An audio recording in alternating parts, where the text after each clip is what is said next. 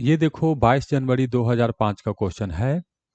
A line charge of length a/2, एक line charge है उसका लेंथ है a/2, is kept at the centre of an edge BC of a cube ABCDEFGH having edge length a।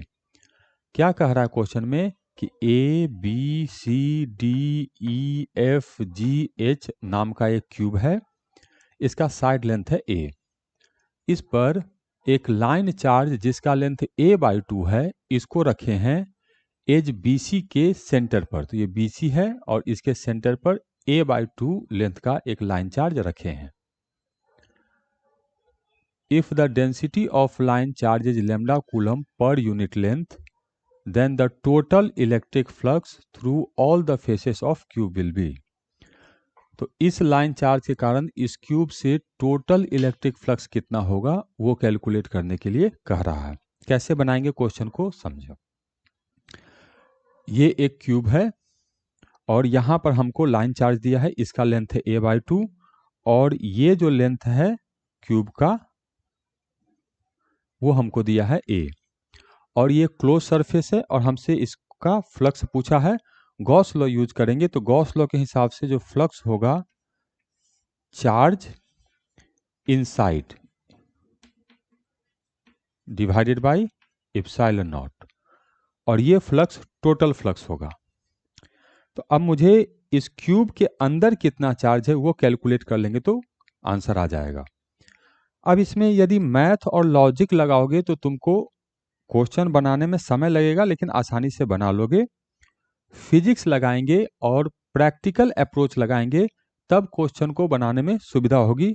अब ये बात समझते हैं, गॉस लॉ जो बनाया गया था वो कॉम्प्लेक्स कैलकुलेशन को सिंपल करने के लिए बनाया गया था, तो उसी चीज को हम लोग यहाँ पर यूज करेंगे। मेन जो गॉस लॉ का प्रिंसिपल है, तो ये जो लाइन चार्ज है, अब किसी भी लाइन चार्ज को देखोगे तो फिजिक्स में या प्रैक्टिकली लाइन नाम का कोई भी चीज नहीं होता है। जब मैं लाइन देखूंगा तो वो एक्चुअली में एक सिलेंडर होगा। बहुत जूम करके देखेंगे तो ये सिलेंडर इस तरह से रखा हुआ है और चार्ज इसके सरफेस पर है, पॉजिटिव चार्ज है। चार्ज पर यूनिट लेंथ दिया हुआ है हम लोग को लेमडा, मतलब यहाँ पे जो चार्ज होगा यहाँ जाएंगे 1 मीटर पे जाएंगे तो चार्ज हम लोग को टोटल लेमडा मिलेगा। अब क्या है, ये एक प्लेन है,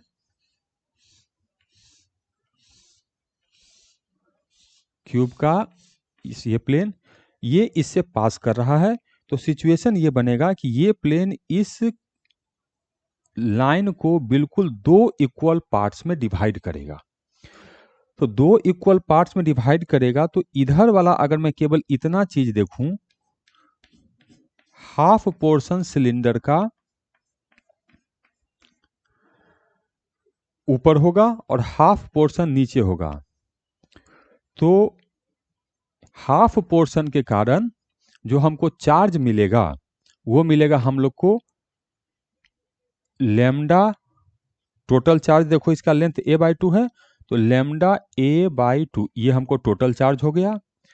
अब आधा पोर्शन तो ऊपर, आधा पोर्शन नीचे, तो चार्ज आ गया हम लोग को लेमडा a/4, आधा कर दिए इसको, ठीक है। तो इस सरफेस के कारण चार्ज दो पार्ट में डिवाइड हो गया, यहां से आधा ऊपर आधा नीचे। इसी तरह से ये भी एक सरफेस है जो इस चार्ज को ऐसे करके कट कर रहा है। तो इस तरह से सरफेस है, ऐसे जाएगा इधर से और ये इधर से। तो ये सरफेस जो है इसको फिर से दो पार्ट में कट करेगा, एक बोर्ड के अंदर और एक बोर्ड के बाहर। तो बोर्ड के अंदर जो चार्ज होगा, जितना ये चार्ज बचा है उसका आधा होगा। तो जो चार्ज है इसका आधा, ये हो जाएगा लेमडा a/8, लेमडा a/8। तो ये जो चार्ज है वो हमको इस क्यूब के अंदर आ गया। तो क्यूब देखो ऐसे करके ऐसे जाएगा, इसके बाद ऐसे ऊपर हो जाएगा ऐसे। तो हमको बस इतना चार्ज चाहिए। तो ये दो टुकड़ा में बटा है, एक इस प्लेन से इस सिलेंडर को काटा गया है और एक इस प्लेन से सिलेंडर को काटा गया है।